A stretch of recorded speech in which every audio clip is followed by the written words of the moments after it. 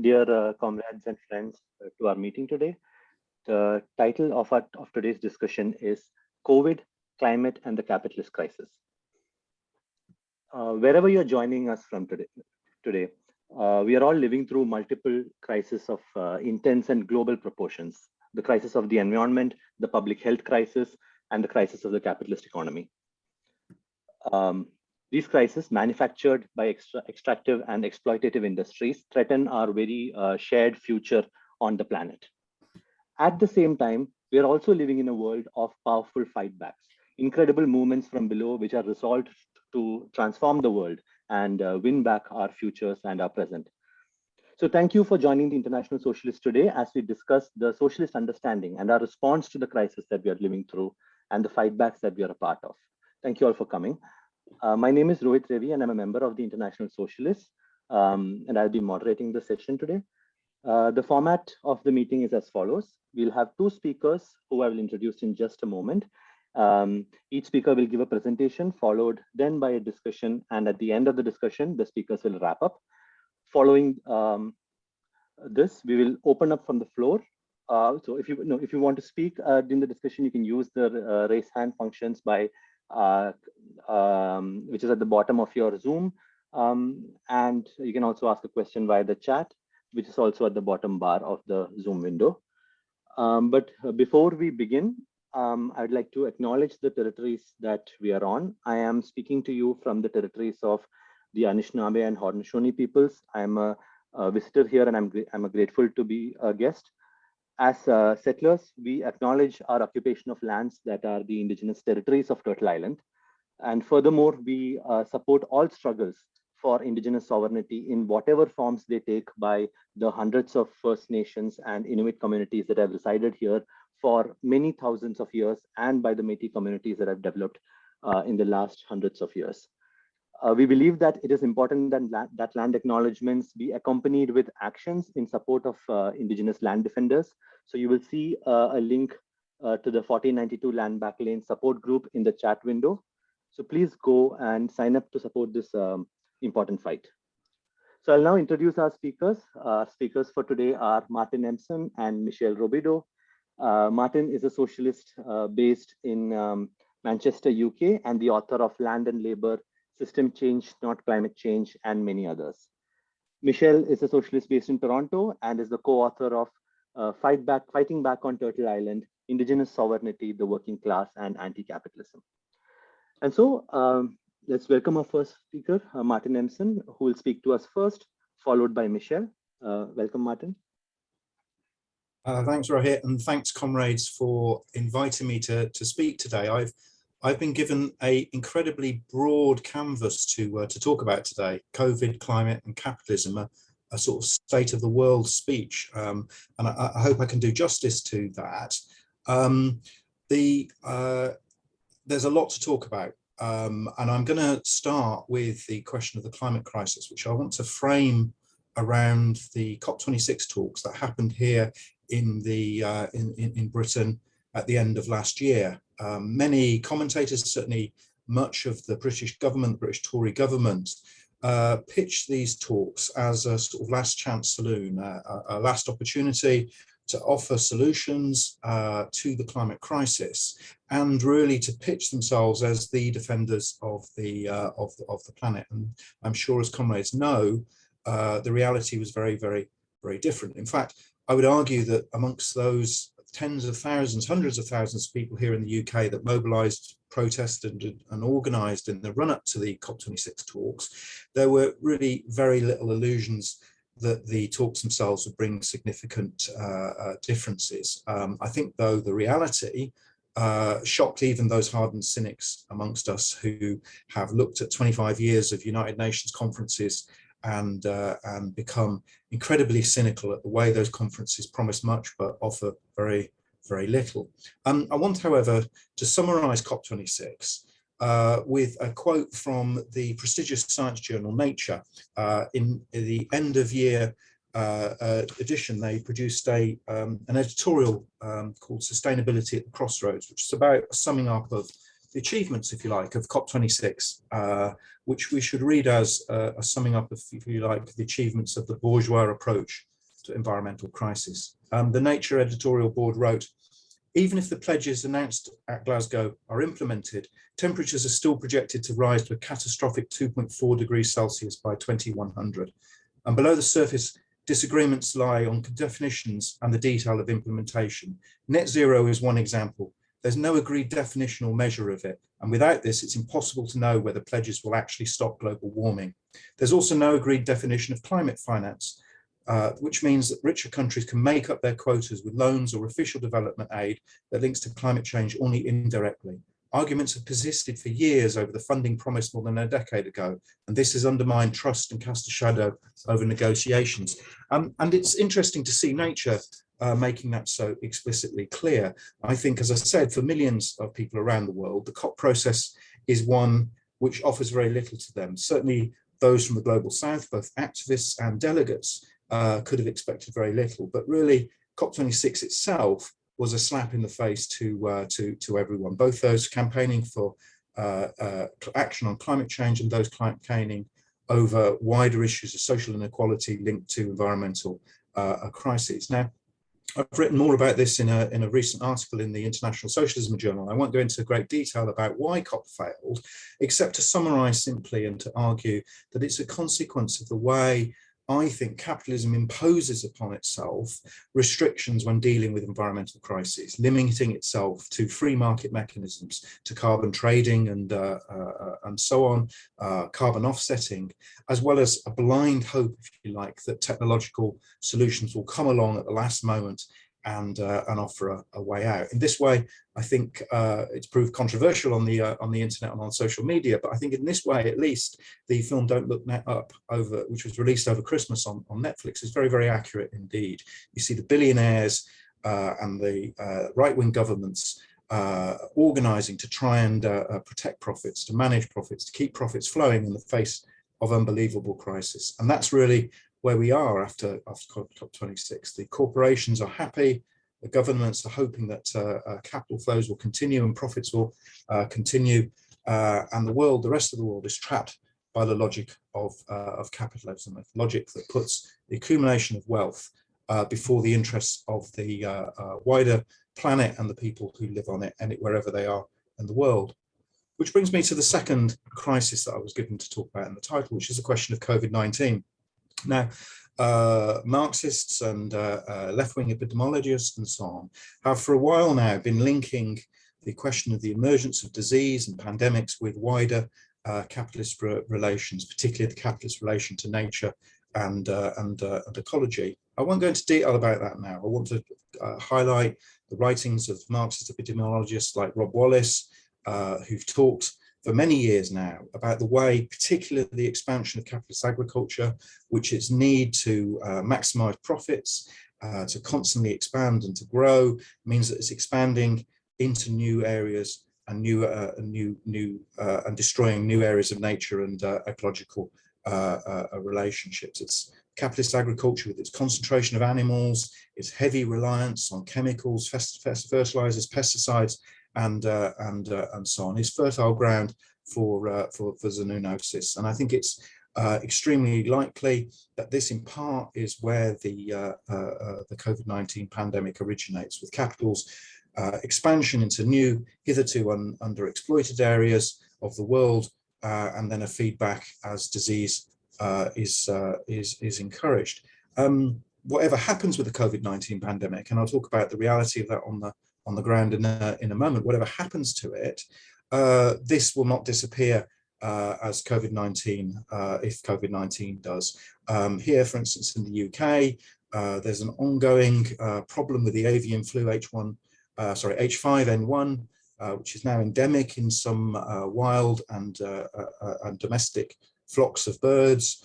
Has recently made at least one person sick with the disease, and as always, as warned by Mike Davis over many years, has the potential to explode into something much worse. And there are always other pandemics and other diseases in the future that could spill over. And that, I think, remains, like the climate crisis, a great ecological crisis for the capitalist system.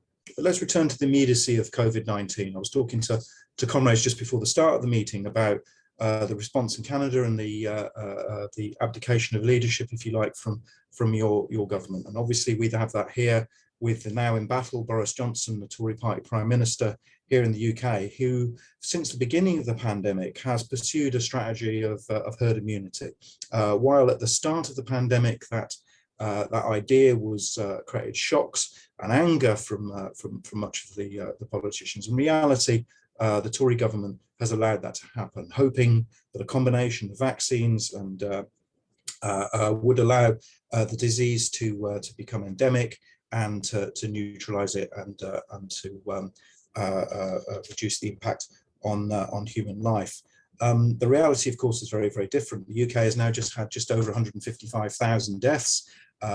Millions of people have had COVID, and the knock-on effects in terms of social, economic, and so on consequences have been far, far greater. And this is mirrored around the world. I mean, globally, depending on which figures you look at, and depending on how they're accounted, and acknowledging the fact that some states haven't reported properly or are unable to account for the number of people with diseases, there's something like 5, 6 or 7 million people who've died from COVID-19, 300 or 400 million cases, and so on. And some staggering figures. The richest country in the world, the United States, has now had over 870,000 deaths. 1 in 100 people over 65 in the United States has died from COVID-19. It's a condemnation of the economy of the United States, of the reality of healthcare in that country, and actually of the regimes of Trump and Biden, which have been able to offer very little in terms of healthcare and support for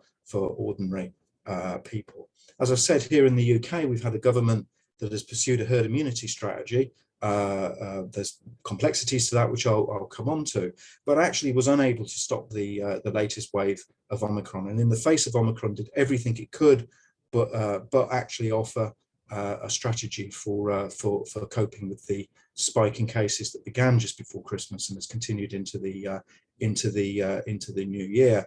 The process of hoping and relying that vaccines would be enough to stop the disease has led to the NHS, the health service here, being overwhelmed with stories of ambulances queuing up, hundreds and hundreds of people having operations, essential healthcare cancelled, and absolute chaos in the wider economy as large numbers of workers go off sick or unable to work because they're looking after childcare. The government that is simply hoping that it will disappear and is really taking its eye off the ball. And this has been the case here in the UK. Of course, the fact that I, sitting here in a relatively wealthy country in the global north, have had 2 vaccines and a booster jab is great for me personally, and great for most of my compatriots and family and friends and colleagues and so on. The reality, of course, is in large parts of the world, millions of people have had no vaccine at all. The policy of holding on to vaccines created a global vaccine inequality, vaccine apartheid, which has meant that millions of people have not had any vaccines at all, which creates fertile ground for the emergence of new variants and new cases. And that's the legacy of the approach taken by capitalist corporate countries in the global north, which have protected their populations, or attempted to protect their populations in the interest of their economic well-being, at the same time as leading the wider disease to spread and grow. It's a mirror, really, I think, for how they're relating to the climate crisis as well. And I think in terms of both the COVID and the climate crisis, we're starting to see a shift around the approach taken by some countries, some ruling classes in different countries, which is essentially to say we have to learn to live with it. We have to learn to live with COVID-19. We have to wait till it becomes endemic. And at some point in the future, it will be this thing that every year we have a booster. Every year, thousands of people will get sick, hundreds, maybe thousands of people will die, but essentially life will carry on as normal. And similarly with the climate crisis, I think we're moving to a situation where some governments are just thinking we'll have to learn to mitigate it, to cope with the crisis to recognise that there's going to be a breakouts of wildfires or mass flooding, but find ways of dealing with it. Leaving aside, of course, the fact that for literally millions of people, particularly in the global south, and almost certainly the poorest people in society, that will be a death sentence. It will be a death sentence either from disease or climate crisis in the future. And the governments, you see it today with the British government escalating its policies of restrictions upon immigrants, migrants and refugees. They'll erect walls, they'll build barbed wire, and they'll keep out the people fleeing from the global south, people trying to get to the wealthier parts of the world that have caused these crises in the first place. And that brings me on to the third part of the title, which is the question of the economic situation. And here we have to acknowledge the ongoing disruption, the disruption caused by the COVID-19 pandemic, and this and the ongoing disruption that is likely to continue from it. We saw supply chain crises, we've seen sections of the economy shut down, workers being made unemployed around the world, and that has led to huge problems and will continue to do so. The Chinese government's attempt to have zero COVID in many parts of the world leads to quite draconian lockdowns. For instance, there's a city in central China, if I pronounce it rightly, Xi'an, which is now in its third week of total lockdown. 13 million people restricted to their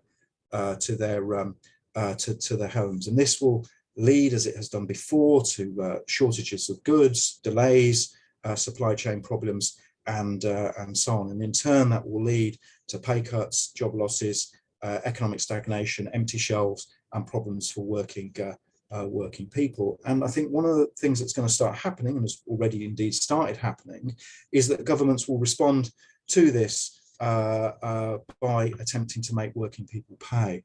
Over the pandemic period, governments around the world tried to prop up their economies. They poured vast quantities of money to prop up businesses, to institute furlough schemes, to protect jobs, and support people going through the crisis, often in inadequate ways, often in ways that didn't help or wasn't enough, though many corporations received vast amounts of money from governments to prop themselves up. For instance, here in Britain, it's a staggering fact that at the height of the furlough scheme and the initial stages of the first lockdown, the British government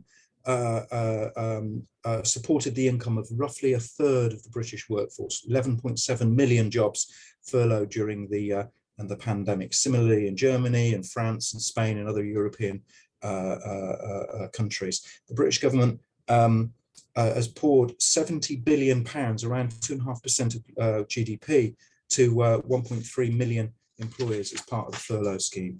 And they're going to want that back. They're going to want that money back. They're going to want to make sure that they recoup the money they've spent, and they'll do it through trying to make working people pay. And indeed, I think that will be mirrored around the globe as different ruling classes who've responded to the pandemic in different ways try to make working people pay for the crisis. There's a quote that's often bandied around and attributed to Lenin that says that there's no economic crisis big enough that can't be solved by making working people pay. And I think we will see that here after the COVID-19 pandemic as it runs its course. And of course, there's been much wider dislocation, particularly in the global south, in economies that are reliant on tourism or exports to the global north. And we've seen, as a result, for the first time since 1997, a rise in extreme poverty.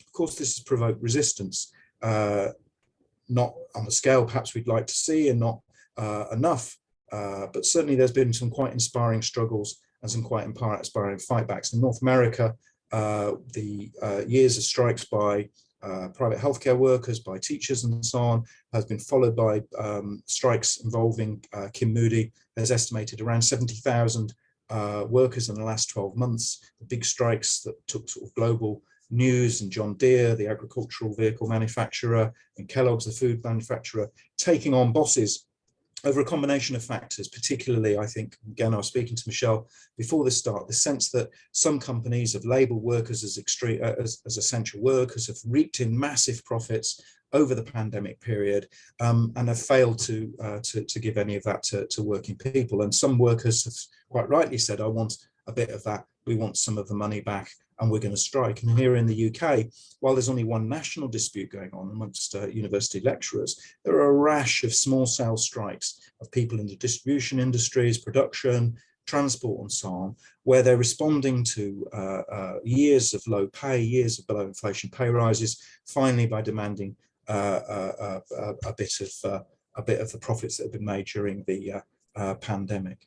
And one final thing I want to throw into the mix as well, which is the ongoing imperial tensions, which cannot be separated out from all the other factors that I've talked about. But the fact that countries like the US, China, Russia and so on still want to make sure and protect both their borders, but also to expand and push outwards. The crisis in the Ukraine being an example of one aspect of this. And I think really for socialists, this begs a wider question. I think we have to say to working people, we have to say ourselves, are we going to allow the system to continue doing this to us? Are we going to allow the system to continue rolling roughshod over us, to making us pay for the economic crisis, to making us pay for COVID, to making us the first and worst victims of climate change? And I think we have to answer that no, that actually there is an alternative. And that means discussing, I think, very, very honestly and openly the question of revolution, the actuality of revolution and the potential for revolution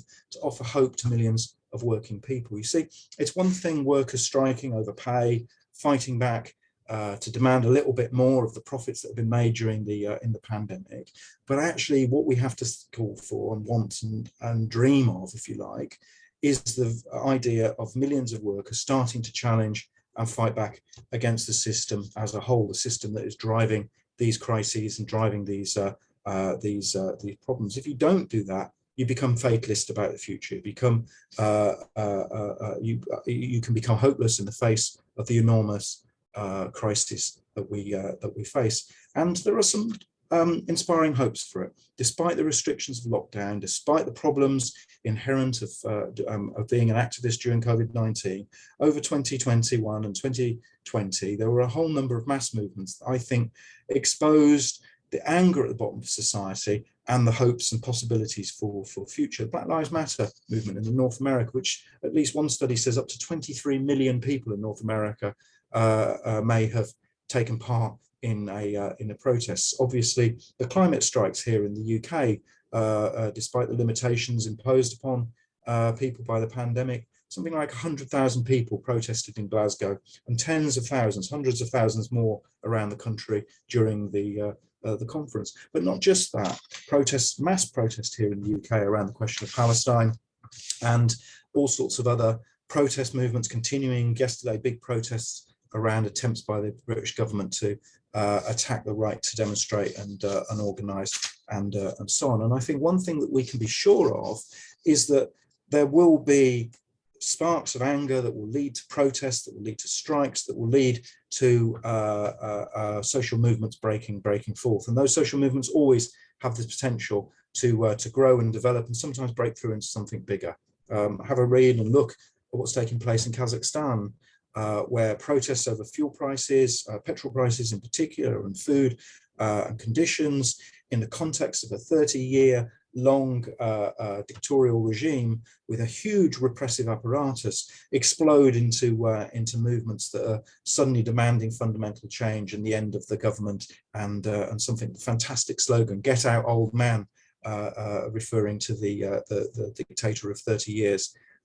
In Kazakhstan. These show that in a very, very quick period, social movements in the context of capitalist crisis can break through into much wider social revolutionary or radical movements. And which brings me on, I think, to perhaps the most inspiring movement at the moment, which is the question of what's taking place in Sudan, where a revolutionary movement which overthrew Omar al-Bashir in October of 2019 has continued to pose major problems for the governments there. The military dictatorship at the end of last year attempting a coup which was unable to stop the social movements and continues to pose real problems for the Sudanese government and ruling class. There's a fascinating article which I do encourage socialists to take time to read and study by Anne Alexander on the SWP long long Ree's chapter, where she explores the Sudanese revolution, in particular what are called resistance committees, where studies show there's something like 5,200 of these committees on the ground in local communities around the whole of Sudan. And they are made up of particularly young workers who are using them as places to organize strikes and protests.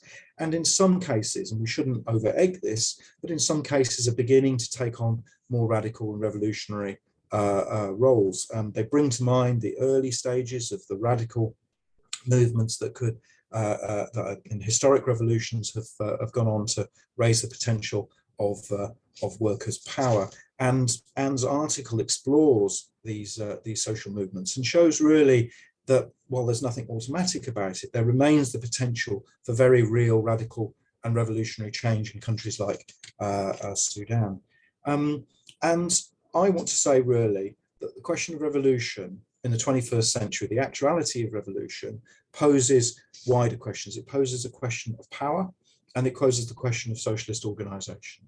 You see, I think what's lacking globally is if you like, a network of revolutionary movements and organizations that can take the capitalist crisis and create it into a crisis for the capitalist class.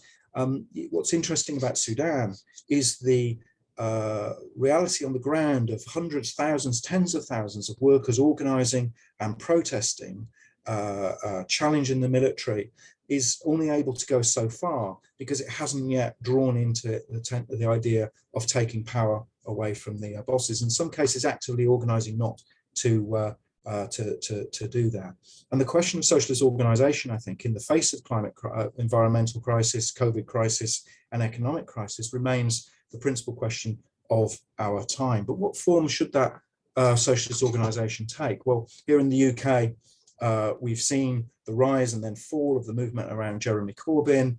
Elsewhere in Europe, it's in Syriza in Greece, Podemos in Spain, and over in North America, we've seen Bernie Sanders in the US. And all of these movements, I think, these essentially reformist movements, have failed because what they've tried to do is to subordinate the movement on the ground, the social movements, the anti-racist movement, the LGBT plus movement, the climate movement, and so on, to the question of Parliament and reform through Parliament. And that's been a major problem here in the UK, as the left has become incredibly demoralised in the aftermath of Corbyn's defeat. And we, as revolutionary socialists, as Marxists, I think have to pose a different question. We have to say, look, we need socialist organisation, but one that doesn't look to challenging, to changing the system from within. The scale of the crises that I've outlined, the scale of the climate and COVID crises, I think demonstrate that it's not enough to hope that in a year, 2 or 4 or 5 years' time, there'll be a left-wing government that will make small amounts of change. It won't be enough, and it will be far, far too late. And actually, the type of organisation we need is one that's going to constantly raise the question of an alternative to capitalism, to constantly pose workers' power as an alternative to capitalist crisis, and constantly activate, organise to develop and encourage those movements that cover the potential to go much, much further. So I'll leave my comments there with the proviso that I hope comrades will go away from this talk to encourage and build socialist organisation with a hope that saying actually our response to the capitalist crisis is a revolutionary one that poses an entirely different way of organising society for the future. Thank you, comrades. Thank you, Martin. That's excellent. I would now like to invite Michelle to speak to us. Michelle. Thank you so much, Martin. That was a fantastic introduction. And I want to just mention that I'm speaking to you today from the traditional territory of the Haudenosaunee, the Wendat, the Anishinaabe, and now the Mississauga of the Credit. I think the reality of the multiple crises that Martin so beautifully described, or horribly described, I suppose you could say, the crises, one implicated in the other, the climate crisis, the COVID crisis, the economic crisis, exposing the irrationality of the system and the policies of our rulers who want to keep the system going. I think you are seeing the incoherence of the responses to all of these problems. I wouldn't say this is visible in a spelt out way, but if you look, you can see that incoherence, and people are coming to grips with that. On the question of climate, the fact that the Canadian government has been proceeding headlong with pipeline projects, despite its tough talk at the COP26 conference, Trudeau claiming that they want bolder initiatives and bolder ambition on climate policies, but in reality, thoroughly implementing business as usual. And the consequences of that crisis keep getting worse. You see in BC an extraordinary series of storms where things like bomb cyclones and atmospheric rivers are now becoming part of how people talk about the weather, where just a horrific impact on people's lives, on infrastructure, was literally so clearly attached to climate change, and everyone sees it and says it. Yet the government is pursuing more of these criminal policies on climate. And of course, what's happening in BC is happening around the world. It's happening in other parts of the country here. We see the response completely inadequate. On the question of COVID, also this incoherence, because the drive to reopen the economy is there at all times, but to reopen it for the profits of the few instead of for the welfare of the many. And we saw this in abundance with the response to Omicron in December, this drive to get things back to normal. But because of the glaring inequity around vaccine rollouts worldwide, of course, the pandemic keeps coming back in different forms, and they can try to blame the unvaccinated for this crisis. But in reality, the great pool of unvaccinated are people being denied access to vaccines around the world because of the policies of rich countries like Canada. And you saw this for sure with Omicron.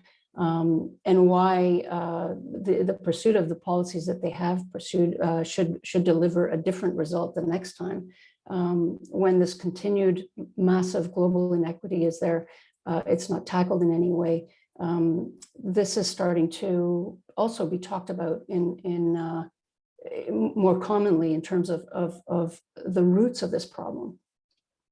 And at that level, in terms of a global policy, there's a complete failure of leaders of countries like Canada to tackle that and to provide an effective response. Canada was one of the countries that initially refused to waive the patents on vaccines when it was being discussed, and continues to drag its feet. On the economy, the contradictions are there in all of this talk by our leaders that we're going to reopen the economy and get things back to normal, at the same time as they removed the income supports like CERB, they removed the rent freezes, there are still no paid sick days, and the need for all of those things did not go away. Again, we saw it, we are seeing it now in abundance with Omicron. The economic irrationality that's being felt by millions of working people, by the poor every day, is a consequence of these policies. And we could talk about in Ontario, certainly the crisis of homelessness and evictions that we're seeing. And now with the rent freeze lifted, rents preparing to go through the roof. And where it seemed in the fall that maybe we were going to come out of the worst of the pandemic, everything has been thrown into a brutal chaos again. Last weekend in Toronto, there was a code red in hospitals where there was not a single ambulance to be found in the city. And this is, of course, because of the backlog in hospitals due to staff shortages because of COVID and the COVID numbers going up and filling the hospitals, but it's also the cumulative impact of decades of cuts where the average number of beds per population has gotten to extremely low levels. Across Canada, actually, ICU beds are full because of austerity. In 1976, Canada had almost 7 hospital beds per 1,000 people. In 2019, there was 2.5 beds per 1,000 people. And in Ontario, before the holidays, this is so laughable, I can hardly even imagine that they did this, but Premier Ford conservative premier, was calling for nurses to volunteer at inoculation clinics because there was just such a dramatic shortage. But this is the same premier that has put in Bill 124, that's frozen public sector wages, which of course is a pay cut in the face of 3 to 4% inflation. And as a columnist, John Bell, so well described the hilarity and anger that this produced among staff at hospitals. You can read that on Socialist.Ca. The fact of the matter is they're trying to normalize death and destruction of COVID because it's cheaper than funding public sectors services adequately. And if you look at education, you see the scramble in Ontario where schools are reopening tomorrow, and where it will now take 30% of absences in schools to trigger notification to parents about COVID outbreaks. And the NDP MPP Merritt Stiles said it shouldn't be easier to find out about a lice outbreak than a COVID outbreak, but that's what that policy is now going to mean. And it's very predictable that there are going to be staff shortages when the schools reopen, as has been the case in provinces where they have reopened after the holidays. And the answer that the Ford government has come up with is to recruit what they're calling unqualified people to substitute for sick teachers. The president of the Ontario Secondary School Teachers Federation, Karen Littlewood, said, "We're seeing a collapse of the system that was already facing massive cuts before the pandemic, and a plan that has not been thought out beforehand. We have a teacher shortage, and we have been saying this well before COVID-19. And so that's the reality we're going into tomorrow with the reopening of schools.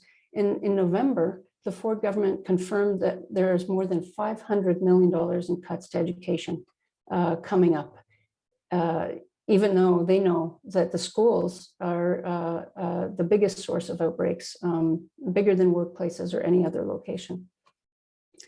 So the governments have basically thrown their hands up and said, you are on your own in the face of the pandemic. Some politicians are rolling out obvious scapegoating that offers no answers to pressing problems. You have the Quebec Premier, François Legault, saying, we'll find the unvaccinated, that will fix it. But the absolute hypocrisy of these types of scapegoating measures is starting to percolate through. It's not to say they're not effective, but for example, in early December, the Quebec government fired a teacher for wearing a hijab, which is illegal under Quebec's law 121, which forbids wearing religious symbols if you're a teacher. But they now are saying that because of these staff shortages and the teacher shortages, that they are recruiting parents to come in and supervise classes for when the teachers are absent, and that those parents are okay, they can wear a hijab and come in and supervise classes if the teacher is absent. So it's so ludicrous. It's throwing up all of these contradictions and really exposing how naked a type of scapegoating they are trying to roll out at every opportunity to deflect anger from their own failures. Now, in the face of this, sadly, I have to say the NDP are failing to provide a significant alternative. We had a federal election back in the fall, and now in Ontario, we're going to have an election in June. And they're not providing an alternative. And in government in BC, they're implementing right-wing policies. And I know there are a number of comrades here from BC who could speak to some of those policies. What it really shows is that struggle has been the key, as Martin talked about. We can see the difference a struggle has made in the midst of this terrible 2 years of pandemic. The response to the confirmation of graves of Indigenous children at Tk'emlúps to Secwepemc and many other residential schools shook the country and forced change all throughout last year. It's actually worthwhile going back over all of the rallies and actions and changes that took place because of struggle, exposed the hypocrisy that is in the foundations of this country called Canada, and reached deep into the population, the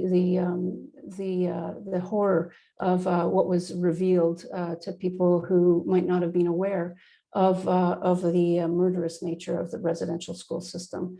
And also all of the activity around defending the Wet'suwet'en struggle to stop the CGL pipeline. We've seen also struggle in New Brunswick by healthcare workers in November that shifted the terrain there. And we're seeing it right now in Chicago, the Chicago teachers who refused to go back to in-person learning because they deemed it wasn't safe.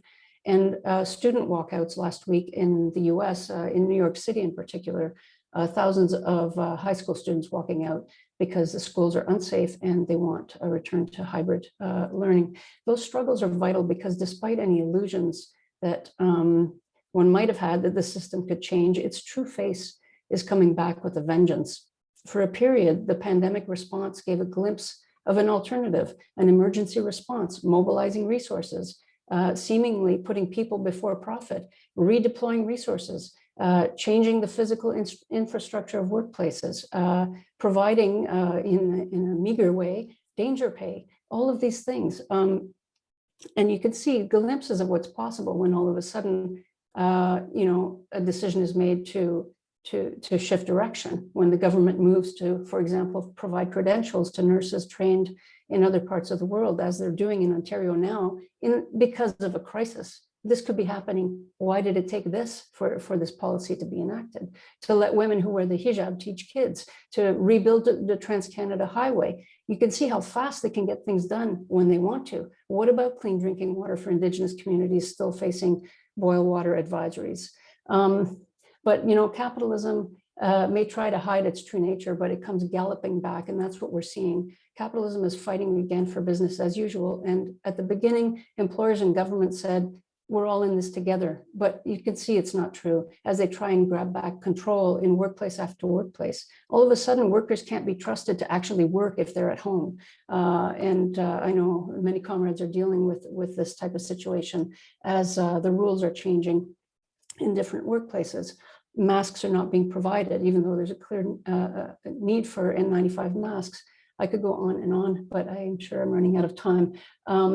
But to say that the right is renewing its clamor for things like privatizing healthcare, they are organizing, they are not wasting time. And so it is vital that the struggles that are taking place, that we pile into those struggles. So as we start 2022, that potential for fightbacks is really great. It is a tinderbox.